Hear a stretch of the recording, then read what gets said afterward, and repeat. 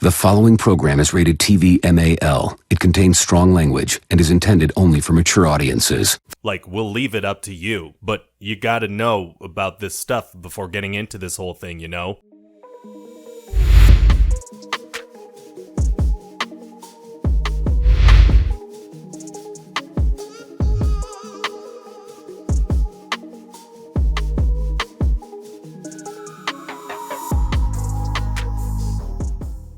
Hey everybody, and welcome back for another episode of Studio 415, where we speak the truth in love.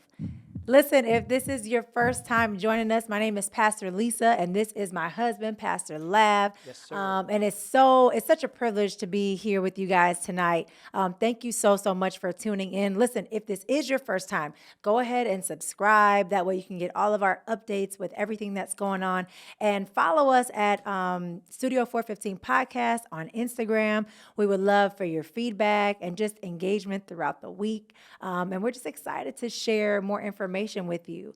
If you've been tuning in with us for the last couple weeks, you know that we have been in a series titled It's Complicated. Yes. Really unpacking and dealing with relationships in our lives. Yes. Some people thought it was more so just romantic relationships and how that gets complicated, but we have talked about so many different relationships. We've talked about our relationships with Christ. We talked about Savior. Oh yes, I forgot.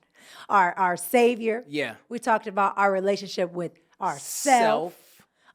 Today, we're going to continue talking about our relationship with our spouse. And then next week, we're going to end talking about the relationships with smoochers. That's just our friends and family. They're really not smoochers. If my friends and family are watching, you guys are not smoochers. I love you. But that was just the S to complete his alliteration that he needed for this. So we're just going to give that to him. I think it's genius. It is genius. So those are the things that we've kind of been talking about on this series. Last week, if you missed last week's message, let me tell you, please feel free to watch today, but you have to go back and check it out. We talked about complications in marriages. We talked about how communication makes our marriage complicated sometimes, lack of communication, lack of tools, lack of examples of proper communication. Yeah. And that was really good. We talked about vulnerability, right? And how past hurts and trauma can affect our vulnerability. We talked about how fear and trust and all of those things. And not only that, but we've been talking to singles, right? We've been throwing some things out there to the singles as well. And we're going to continue to do that because we know a lot of single people watch. But today, we want to continue the conversation. We started to talk a little bit about intimacy. And forgive me, I just want to put a disclaimer out there, like red alert. Please, don't mind my husband. He loves to talk about intimacy. He loves Into me, you see. Into me, all of those things. This is just like a great, fun subject for him. So just pardon all of the innuendos and puns and interruptions that he's going to throw in because it's going to happen.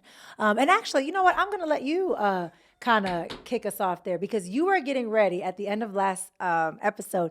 You were getting ready to tell them about our story when it comes to intimacy and how we've been able to develop. So, Pastor Lav, go ahead and take it away. So first of all, I want to make sure I give everybody a little bit of context of what I'm talking about today. I'm going to first show you the bat signal. The bat signal is very important. Right. In order for you to understand fully on what I'm trying to get to. So you take one hand, you take the other hand, you go like this, that's the bat. No, but then we switch it up, we collide, we put those fingers together, and this is our bat signal at the house. So when it's time to rock the boat, you throw the bat signal up, and no matter what, I can be feeding my children. I can be giving my daughter Zyrtec. I've been giving her inhaler. She'll learn how to give herself the inhaler if my wife gives the bat signal. I could be cooking chicken, and it can be frying right then and there, and that chicken will stay frying for about 42 minutes and 22 seconds. Minutes. Hello. Not a quickie. A quickie is like, if you frying chicken, we got to get in and out. That's like She said in and out. That's like a quick back signal. Quick backs. Quick back signal.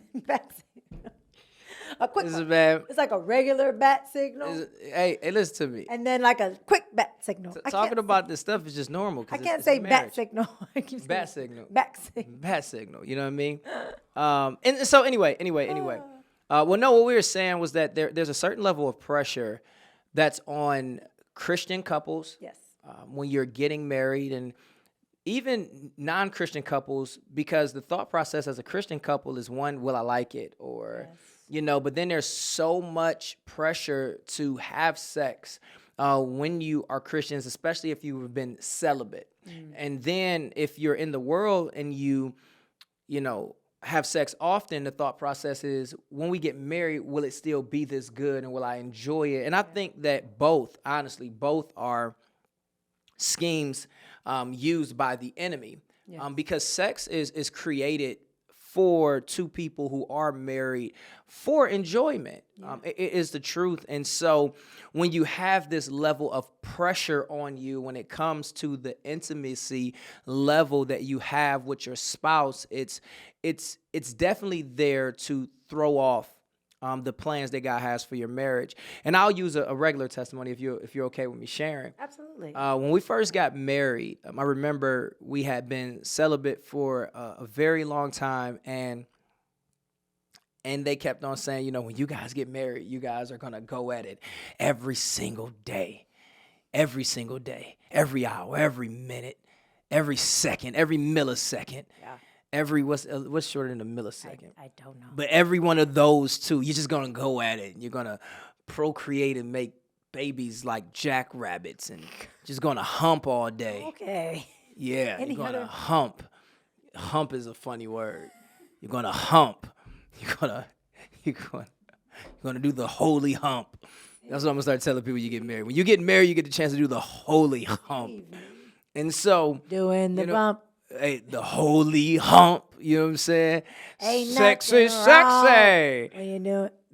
When you're doing the holy hump all night night long. long. Yeah, ow. Yeah. That was pretty clutch. Clutch. Okay. And so my wife and I admittedly got married, and there's so much pressure on us to do the holy hump.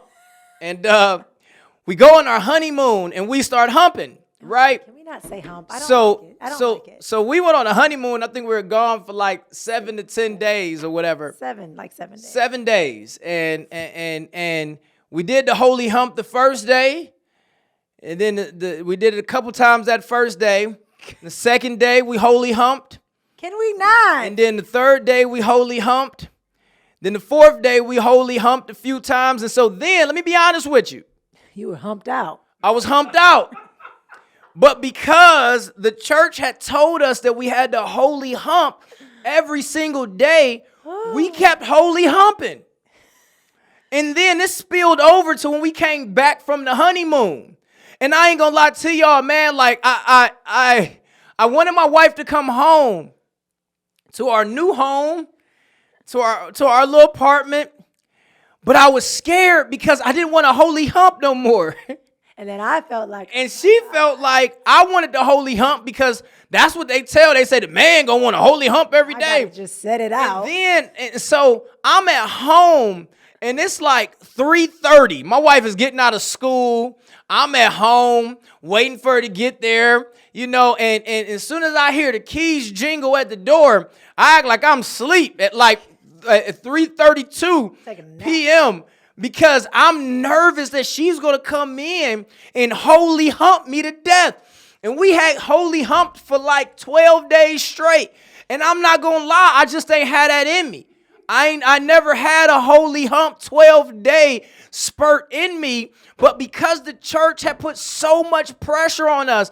And I remember one day when it was almost time for us to holy hump again for the 14th day in a row, I looked and I said, baby, do you really want a holy hump? Well, it wasn't do you really want a holy hump. It was a not today. Like, like it had been. I'm worn out. Right. It had been like a day. I had no electrolytes. No. First of all, it had been like a day or two. And so then the woman in me, the wife in me, and started to Thought she wasn't good enough. I started to build. And it was good. I started to build insecurities because we have been told that you're going to want to holy hump all the time, every day, 5, 6, 7 days a week. And so I Felt like a piece of meat. I was tired. I was like, no, but also taught that, whenever your husband wants it, go ahead and give it to him. All of these things, right? And I believe we got that teaching because there were so many marriages that had failed or that had gone through infidelity because there wasn't enough sex in the marriage. Yeah. And so they were teaching us this premarital and in different classes and teachings because they didn't want that to be us. They didn't want there to be this lack of intimacy in our marriage. So it was like one extreme or the other. It was either like no sex or like all the time sex, right? And so anyway, back to our story, I felt as if I wasn't good enough. And I think you came home and I was like in the closet crying or Probably something so. like that. Something random. 'Cause I ain't give her the holy hump. Because I just Crying, felt she ain't like get the holy hump. crying. I was Hello. so sad. Oh my God. Yes. Anything for you. That's right. But I was just like, oh my God. And I said, dry your tears. I'll give you this holy hump. I warned you. Hey, I warned you guys at the beginning of the episode. A lot of interruptions, a lot of ridiculousness. Keep going. Okay. You chose to stay tuned in. Now you deal with it. But like I said, I felt like I wasn't good enough or I wasn't, doing it right or I was very inexperienced at sex. So I was just like, hey, he doesn't want to do it with me. Like I'm doing it wrong. We're supposed to be doing it every day. Now it's been like 2 days since we haven't had sex. We were having sex all day on the honeymoon. And so I was tired on the honeymoon. I just didn't want to tell you. I was too tired, sore. There's a lot of stuff going on, right? And so I was just trying to be the wife that I thought he needed, right? And so from there, we ended up having a conversation, right? And we ended up saying, we need to engage in intimacy as often as is necessary for both of us. So whether that's twice a week, 3 times a week, however, it's intimacy in a marriage is necessary, but it looks different for everyone. Person. There are friends that we have, right? Some friends, they go at it 4 or 5 times a day or a week. I don't know if it's a day. Well, not a day, but a week, right? Very strong, healthy sex life. It's awesome. It's amazing. 5, 6 times a week, right? Some of them, they're good with once or twice a week. I think we've got our number down as well. So everybody's marriage, everybody's amount of intimacy looks different. And that is something that we had to learn through experience. And that's also something that needs to be communicated in, once again, and I'll bring it up, premarital. Speak to the and so, all my single a ladies, lot of all time. my single ladies, all my single men's, all my single men's. She put an S on men's. The men's is Okay, that's Oh. that's interesting. calling. Okay, sorry. That's interesting. It's cool. Men's is. But no, that's why we say in premarital, we get to this space where we talk about all the serious stuff, but then when we're ending, we have to talk about intimacy because that is something that people should look forward to, but there are still ways to be open and honest and transparent and vulnerable about the desires that you have. And so why go into this space guessing? So we sit with couples and we say, all right, hey, John, how many times do you desire sex throughout the week? And John says, okay, well, I at least need it 3 times. Okay, well, Sally, how many times do you need it? Well, I really only need it once. Okay, so if you need it once and you need it 3, can we meet in the middle at 2, at least when you first start your marriage? So can we now sit, oh, well, I don't want to plan it and, I just wanted to be spontaneous. Well, here's the reality. I live a busy life. She lives a busy life. Even today, I had to wake up at 7 a.m. I had to be at a meeting at 7 a.m. with 600 people. And then after that, I leave this meeting and I go to another meeting at one of our school district buildings. And then after that, I had to sit with a member about a business proposition that they plan on going to. And then now we're recording this. After this, I have to talk to another member about the stuff that they have in their life. Not to mention that it's playoff season and I have to root for my team. You skip all my babies. My kids. I meant to say I'm a father and went to basketball. I meant to say I was a father and I got to get home and help my kids with their homework. And then after the homework, right, Do I eat dinner? I don't know. And then eventually the playoffs come on, and so by the time I get to the bed, I can be tired. But if we plan it, we can still figure out how to make this thing spontaneous, even with the plan. How many times do we need to do the holy hump to make sure that you are satisfied to the core of who you Why did are? you growl when you said satisfied? Satisfied. Come on, listen, man. Man, yes, satisfied. But that's good compromise, right? So talking about it, talking about how often, talking about what it looks like, talking about what you like and what you don't like. Communicate vulnerability. There's that V word again. Vulnerability, right? And sex, intimacy is a very difficult space and place sometimes to be vulnerable as a couple. As a married couple, right? To say, I don't like this, or I do like this, or let's try this, or let's not try this, or I didn't like this, or I want you to do this more. That can be uncomfortable at times, but it takes your intimacy to the next level. And intimacy is necessary in a marriage, not only for enjoyment and pleasure, right? But the Bible talks about the reason behind intimacy is for procreation. Yes. Right? The Bible is very clear. It says, be fruitful and multiply. That's what the Bible tells us, right? So intimacy is not just about enjoying. It's about, creating a family and building a family, right? But it is also a spiritual experience. Which then bespeaks the conversation that we're not going to have today. But when we start talking about procreation, that means that marriage is between a man and a woman. Yes. We talked about that before, right? And we said when it comes to between man and a woman, there are certain things that a woman gives to a marriage. And there are certain things that a man gives to the marriage. When you have two men, where is that female portion that's supposed to connect to the marriage? Imagine relationship between Christ and the church. Imagine if it was two churches. Imagine if there was two gods. Like that's not the depiction, right? So like I said, we'll get on to that topic at another point. But creating life, building a family, all of those things come in that. But sex is a spiritual thing as well. The Bible says that they will come together, right? The two will become one flesh. One flesh. Come on. No longer two, but one, right? That's in Mark 10. And so that's what you are doing as you're coming together in marriage and intimacy, as you are legitimately becoming one. You're becoming one. And there, that allows for a spiritual connection.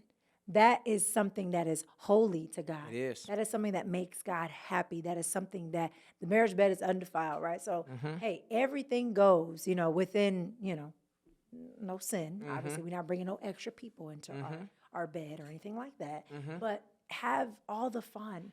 Be creative. Sit, talk, whatever it is, whatever it looks like. But understanding that is a spiritual, it's necessary. It's necessary. Maybe you're saying, well, Pastor, we're just not sexual.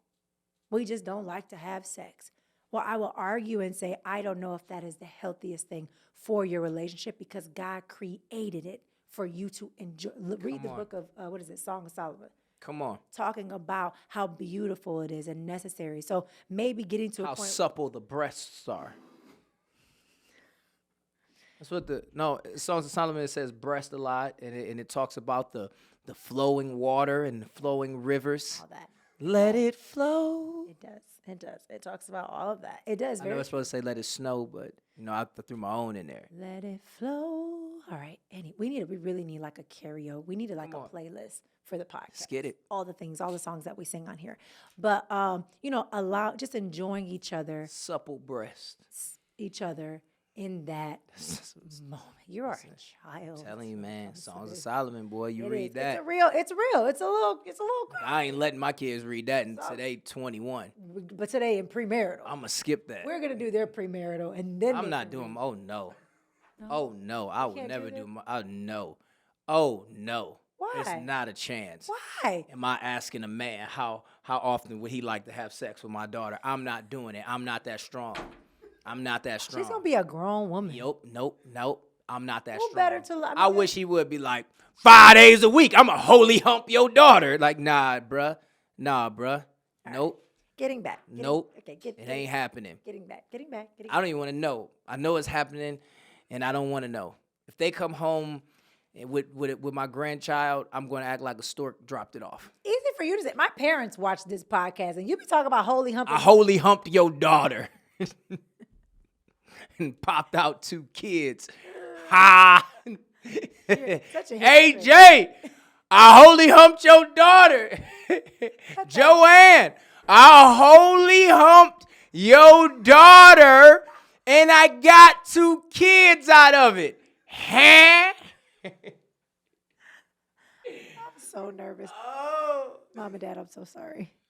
Anyway, so pretty much that covers what we wanted to talk about when it comes to intimacy. We could do a whole nother podcast, a whole nother, episode or something like that, just talking about intimacy. If that's something you guys want to see, let us know in the chat. DM us, on Instagram, and let us know if you want to hear more about that. But really talking about the necessity of it from a spiritual perspective, a biological perspective. They talk about when you have sex, oxytocin is a bonding hormone.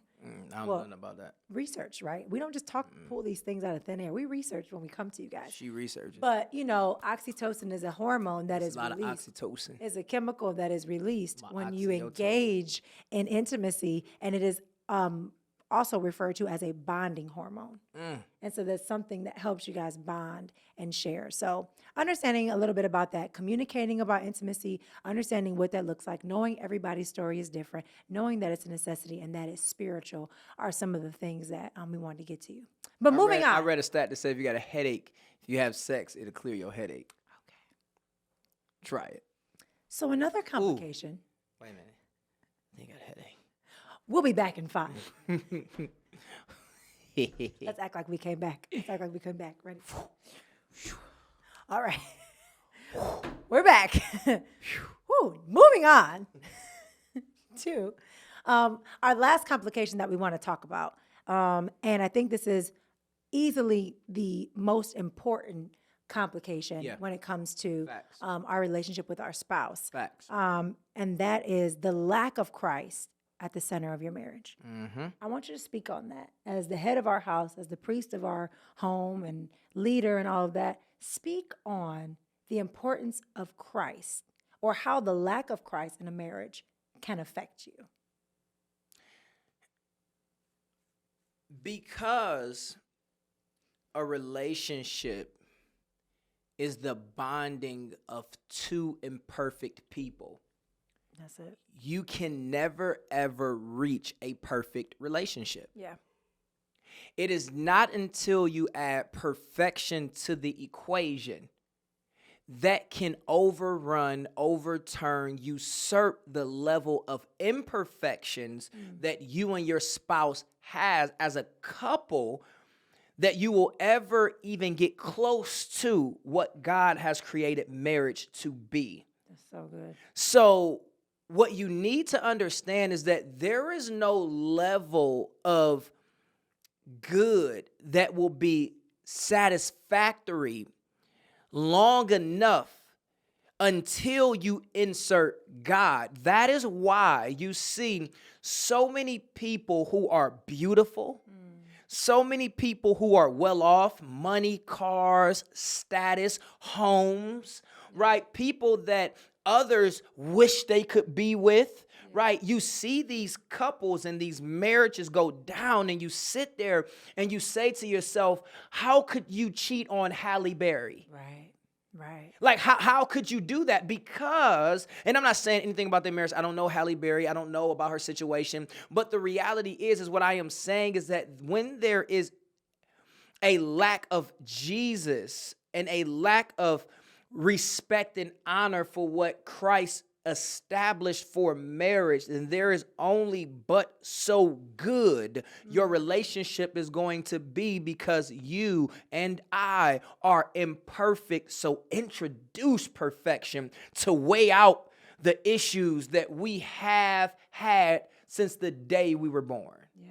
And we carry those things, right? So we carry old habits. Mm-hmm.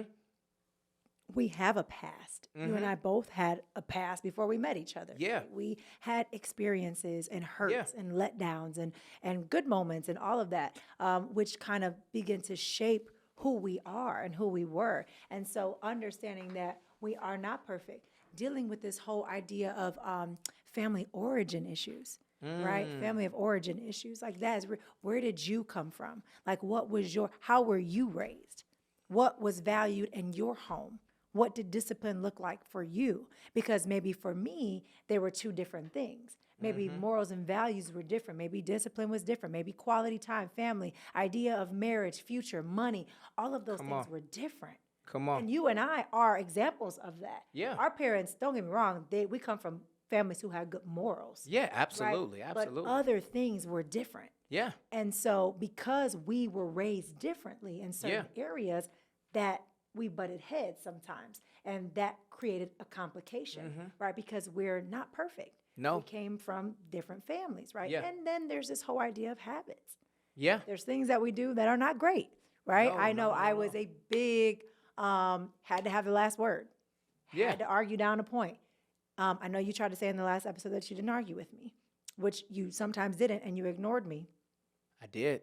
And then that grew to something even bigger, right? No, we never put our hands on each other, never had physical fights like that. No. But it got into maybe a yelling match or us not talking for 2 days or, Yeah. you know, my feelings getting hurt or you know, feeling like I didn't understand you because of these old habits that we have. So when you understand that we're imperfect, when you understand that we can't do it on our own, there's no way that you don't invite Christ in. And just understand that when it comes to Christian relationships, Christ is the glue. Yeah.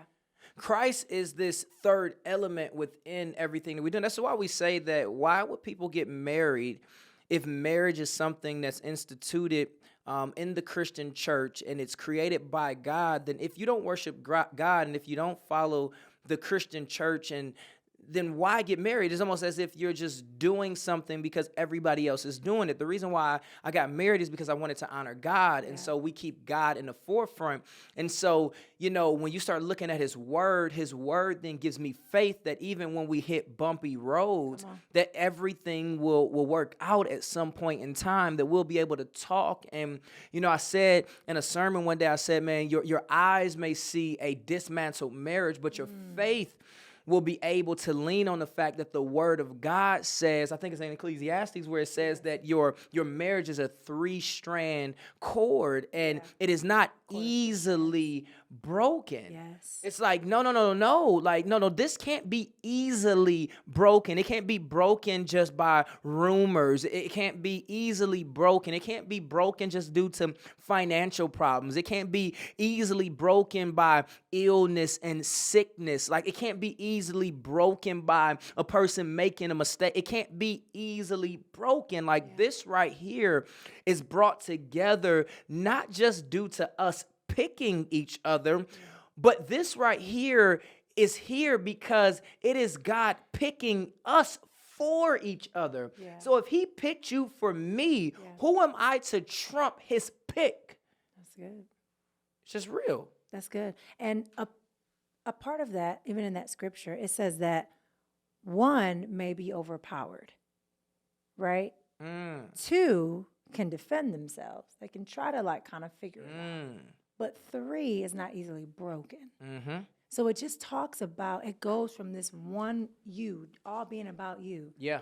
to then going and defending, you know, getting with this person, Yeah. which is good, but then adding that extra layer Yeah. that it's not easily broken. It's not easy. That it's strong. Yeah. That there's strength in that. And Yeah. that, like you said, Christ is the glue. We can't do anything Nothing. without him, right? John 5:15 tells us that apart from him, Nothing. we can do nothing. Nothing.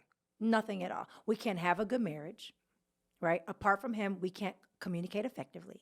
Apart from him, our intimacy cannot go to the next level. Come on. Apart from him, we cannot be vulnerable. Come on. Apart from him, we cannot get our finances together. Come on. We cannot love on each other. Apart from him, we can do nothing. If your marriage is lacking Christ, there's only so far you're going to be able to get without introducing him. Come on. Many times, Many times. another, more research, right? Another factor of divorce was lack of religious component. So it didn't say Christian, right? But the fact that they could not agree on a religious component, on a religious aspect, was another reason that divorce rates would skyrocket because there was nothing grounding them. When you make it all about you, at some point in time, it's going to falter. Because we talk about this in marriage classes and seminars, that it's bigger than you. Bigger than you. Your marriage is bigger than you. It's bigger than what you build in your household. It's bigger than you just, going half on the rent and half on a baby. It's bigger than you. It's about showing other people how to love. It's about showing other people how to properly raise children, right? How to pour into them, how to be there for them. It's showing other people about Christ. Your marriage is bigger than you.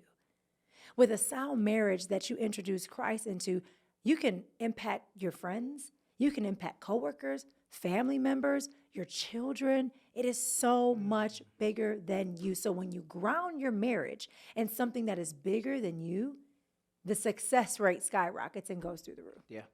And so, yeah, that's just, like I said, you have to have that component. And then one of the biggest things that I love, and like I said, we can both speak to it, is this whole idea of Christ filling us with his love. Yeah. When you don't know Christ, you don't know love. 1 John 4:7 says, "Dear friends, let us love one another because love comes from God." Mm-hmm. The following verse, in verse 8, it says, God is love. Come on. If you don't know God, and I've said this now, this is probably the third time I've said this in a different setting, but if you don't know God, then you don't know love. And Because if God you is don't love. know love, you cannot properly pour that out onto your spouse. That's very true. Very true. God is love. That's literally the word. Yeah, he is. So that is something, if nothing else, right? Love is the biggest thing. Bible talks about love so many times and the power of love and how it covers a multitude of sin and how we were saved because of Christ's love for us. Love is so important, but not the love that you see on, Hallmark TV. Not the ones that's written on a card, not the Instagram picture perfect with all the filters and the matching, outfits and on the beach. Yeah, that's cool too, but love, real love, is love that Christ himself pours into us. Without that, how can I have a successful marriage? Very true. I love the idea of pour out. While you were talking, I imagined a running sink, a running faucet, and a cup under it. At some point in time, that cup is going to overflow. That's it. And so now there's something that we have to choose as marriage, right? In a marriage, we have to say, do I continue to allow my cup to overflow with love, or do I choose to dump out what has been given to me into another cup? Because I can either waste this or I can share this. Yeah.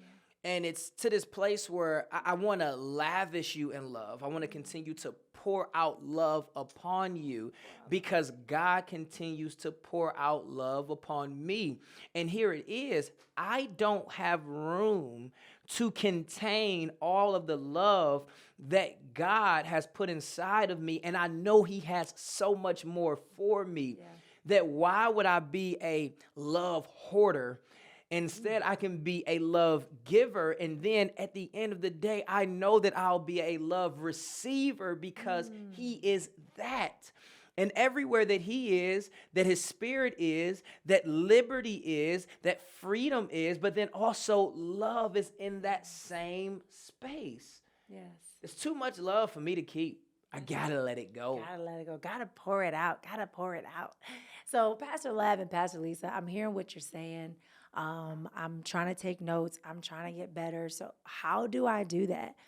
Which brings us to, the closing part of our segment. And that's this whole idea of pick me up, right? Mm-hmm. So how do I overcome these complications in my marriage? How do I get better? How do I go to my spouse and say, okay, babe, I want to do better by you. I want to grow in our marriage.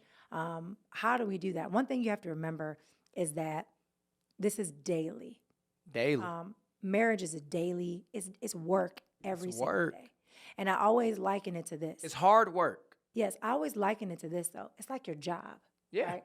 You love for those of you who have a job that you are passionate about. Now, those of you who are like, I hate my job, Doesn't apply to you. I'm praying that God gives you something that you love and that you're passionate about.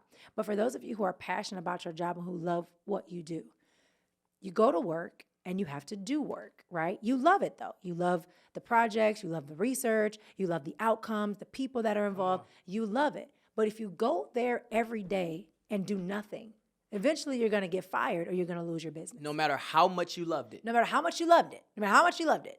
If you just go and sit at your desk and do nothing, you're eventually love going to my get job, fired, or your company is going to run itself into the ground if you do on. no work. It's the same thing with marriage. It's that when we say it's work, It's that work. kind of work, right? on. You love your spouse, and sometimes it's hard and sometimes it's difficult, but the outcome is so much more rewarding. Right? The payout is so great, it's so big. And so, yes, I have to put in this daily work, but it's not this whole idea of, oh, it's hard. I gotta. No, and if you don't have that, that's fair, but pray for that. Come on. Pray that God will give you a desire to learn how to love your spouse, a desire to work on your marriage. It's not something that's just going to happen without work. And then on top of that, man, for every person who may be in a marriage and you're saying, man, I'm trying to figure it out, here it is. There would be two things that I would say do. Before you get in trouble, get a couple to mentor you and to talk with you and to help you keep things afloat and steady. But if you are in a place where your marriage is in trouble, find a counselor. See, so many people run away from this space as if finding a counselor makes you weak. Well, can I be honest? The reason why you need a counselor is because your marriage is, in this particular moment, weak. Yes. And you need someone to build you up and build it up. You would sound foolish to say, man, I don't have muscles. Yeah. And so I don't have muscles, and I don't want to get a personal trainer because I don't want my personal trainer to think that I'm weak.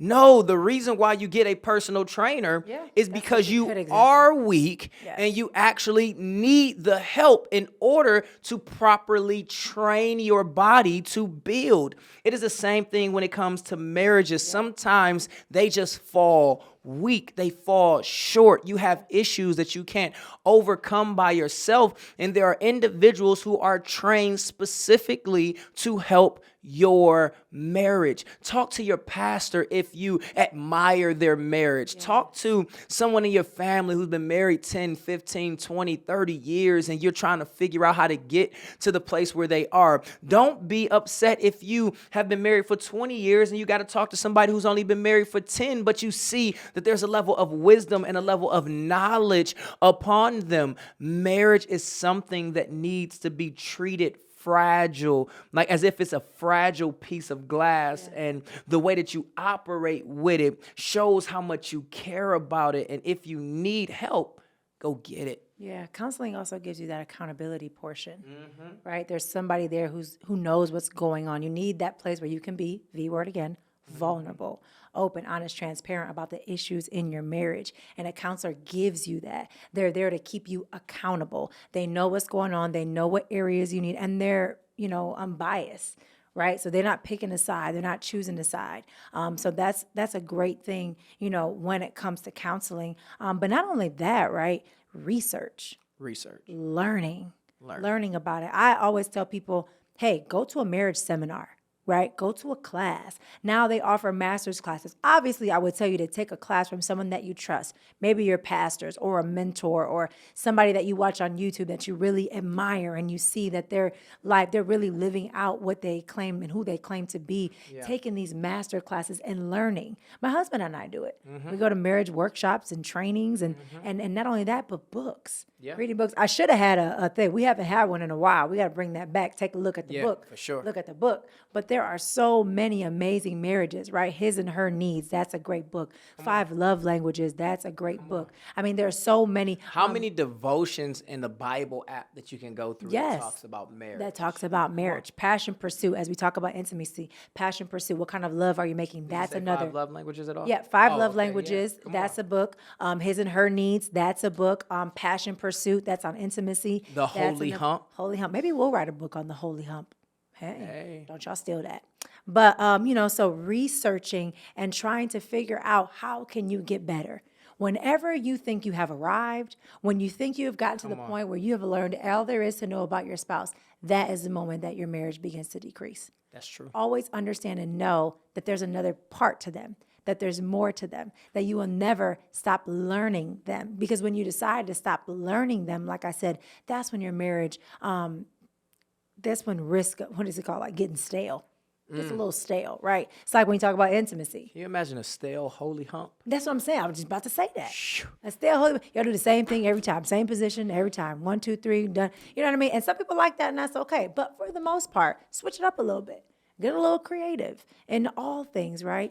But Keep that holy hump fresh. the holy hump fresh. But the most important thing about this is inviting Christ to be at the center of your marriage. We went straight from holy hump to Christ. Well, Threw me off. that's how you know, because Christ is in the holy hump. He is pleased with the holy hump. Yeah. But he can't be pleased with it if you don't invite him in. Right? And it ain't, just Or stale holy hump. stale. Okay. Leave that stale holy humping where No, it even if belongs. it's stale, keep it going and then just refresh as you go. Don't stop because it's stale. You know what I mean? It's like that vulnerability piece, that bridge that you were talking about. Keep on staling it out. It's The going holy hump that's stale is the holy hump from hell. I just made that up off the top, off the dome. First of all, I can't be holy and from hell. Good point. Yeah, that Good can't point. That's happen. theologically incorrect. No, it's what an oxymoron. That's not have a holy hump from hell. No, yeah. it can't be holy and from hell. Anyway, I got you. inviting Christ into your Scratch marriage. that. Don't put that as a lower third. It's scratched.